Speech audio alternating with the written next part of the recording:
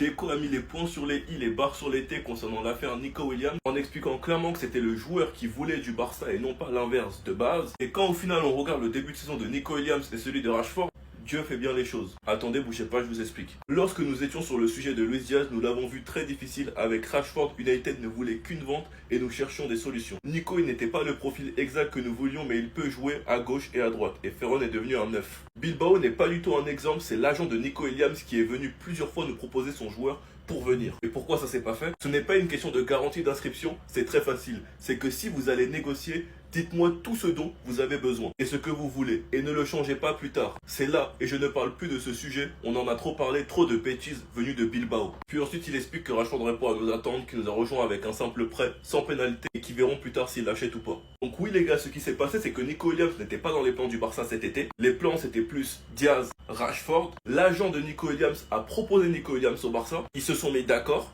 Un tweet de Fabrizio Romano nous prouve clairement accord Nico Williams FC Barcelone pour un contrat de 6 ans. Salaire de 7 à 8 millions. Fabrizio Romano. Il y a eu une discussion entre Tebas et Bilbao. Bilbao a utilisé ça comme arme contre le Barça. L'agent de Nico Williams est donc venu voir le Barça en expliquant qu'il attendait des garanties. Et comme l'a expliqué Deco, s'était mis d'accord sur un truc. Tu peux pas venir plus tard demander autre chose. La conclusion de tout ça, Rashford fait pour l'instant un bien meilleur début de saison que Nico Williams. Après moi je vous mens pas, si Nico Williams veut venir dans le futur, je suis pas contre. Sinon vous les gars, vous en pensez quoi? Ramenez-vous sur Snap Instant, on est. Explique également, du coup, quelques minutes après, venu en conférence de presse. Il est revenu sur le cas d'Araujo il y a 2 ans. Faut-il le pardonner ou pas? Est-ce qu'il a son 11 de départ? Est-ce qu'il pense également du PSG? Voici ce qu'il a dit. Là aussi, on va mettre les pieds dans le plat directement concernant Araujo. Le problème avec Araujo, c'est du passé.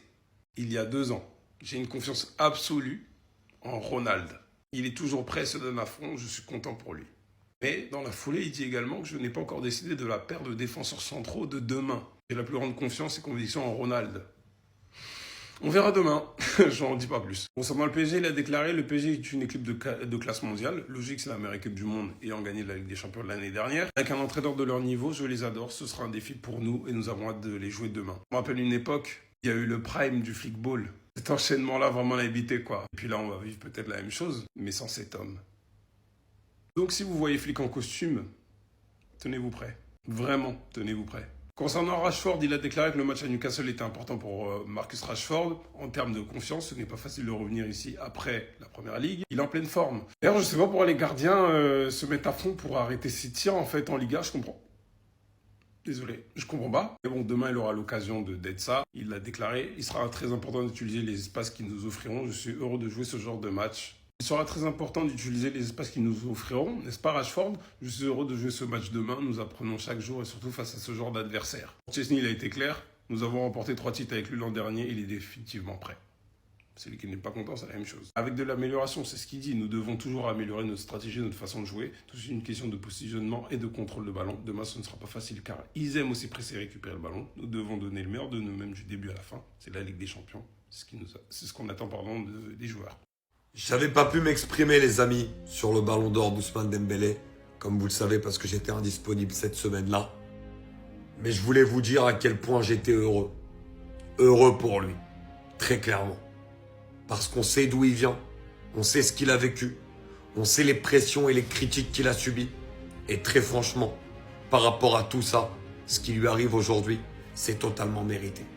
Il y a beaucoup d'entraîneurs, et Xavi notamment à l'époque du Barça, qui croyait beaucoup en Dembélé, qui disait souvent qu'avec Ousmane, s'il y avait le travail, la régularité, il pourrait devenir le meilleur joueur du monde. Et au final, c'est ce qui s'est passé grâce à Luis Enrique, qui a été le seul à écouter son joueur, parce que Ousmane l'a dit lors d'une interview à Téléfoot notamment, qu'il avait envie de jouer en numéro 9, qu'il pouvait surprendre à ce poste-là. Et c'est Luis Enrique qui l'a vraiment écouté, qui lui a donné une confiance énorme. Il y a eu un gros travail physique qui a été fait déjà au FC Barcelone parce que sous les dernières saisons de Xavi avec Ousmane Dembélé, on voyait qu'Ousmane Dembélé faisait des saisons complètes, notamment la dernière avec Xavi. Donc il y avait eu déjà un gros travail physique qui bien sûr est à lui attribuer à lui-même parce qu'il a énormément bossé là-dessus. Dembélé qui ne faisait pas une saison complète pendant 7-8 ans s'est mis à en faire dès la dernière saison au FC Barcelone. Et ensuite, cette confiance de Luis Enrique, ce côté aussi vraiment de lui donner le poste de numéro 9. Mais je ne sais pas si vous aviez vu ce qu'avait reproché à l'époque Enrique à Mbappé. Ben, c'est exactement ce que Dembélé a fait. À la fois, c'était le premier attaquant, mais à la fois, c'était le premier défenseur. il presse énormément à tous les matchs et tu le vois bien. Et ça force ses coéquipiers à faire comme lui. Et c'est aussi pour cette raison qu'il a été le leader du PSG. Qu'il a forcé les autres à montrer l'exemple, enfin qu'il a montré l'exemple aux autres et qu'il a forcé les autres à faire comme lui. Et au final, ça a été une immense réussite.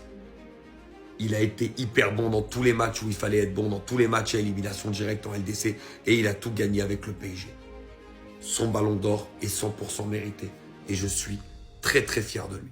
Mais là, c'est du jamais vu. Vous n'imaginez même pas la dinguerie que Sergio Ramos vient de faire. Pour ceux qui sont pas au courant, Nasser El-Khelaifi, le président du Paris Saint-Germain, a décidé d'être gentil. Il a annoncé aux salariés du club qu'ils bénéficieront des primes réservées habituellement aux joueurs et au staff. Et ça, c'est la première fois que ça arrive dans un club français. Comme ça, au moins, les salariés se sentent un peu concernés par les victoires et les défaites. Jusqu'à là, vous me demandez c'est quoi le lien avec Sergio Ramos. Vous allez comprendre. Maintenant, en ce qui concerne Sergio Ramos, comme vous le savez, le gars, il était sans club. On le voyait tout le temps s'entraîner en story malgré ça pour garder la forme. Écoutez bien les détails, c'est important. Il y a un jour, il nous a sorti cette vidéo où il remerciait Kylian Mbappé, tout simplement parce que ce dernier lui a remis un maillot signé. Voici exactement ce qu'il a dit dans la vidéo. Merci beaucoup mon frère, je le garde là avec beaucoup d'amour à la place des plus grands. Je suis content de te voir remarquer des buts à la Madrid. Jusqu'à là, tout était normal, mais ça c'est mal connaître Sergio Ramos. Après tout son acharnement aux entraînements, ses efforts enfin payés, il y a un club mexicain qui est venu le récupérer. Le gars il a 38 ans et étant donné que c'est le dernier contrat de sa carrière, parce que oui, il l'a précisé, il s'est dit bon, autant faire quelque chose de spécial. Vous voyez ce but face à l'Atlético de Madrid en finale de Ligue des Champions en 2014. Il avait marqué ce but plus précisément à la 93e minute. Un but inoubliable, un but historique, carrément. Regardez la tête du joueur de l'Atlético de Madrid. Le moment-là est resté gravé dans sa tête. Et lors de sa négociation avec le club mexicain, il a demandé une seule condition. Porter le numéro 93 et plus le numéro 4. Quand on vous dit que c'est des moments inoubliables, c'est réel. Carrément, il s'est tatoué. Là, il est en mode kiff. C'est son dernier contrat. Il en profite comme il peut.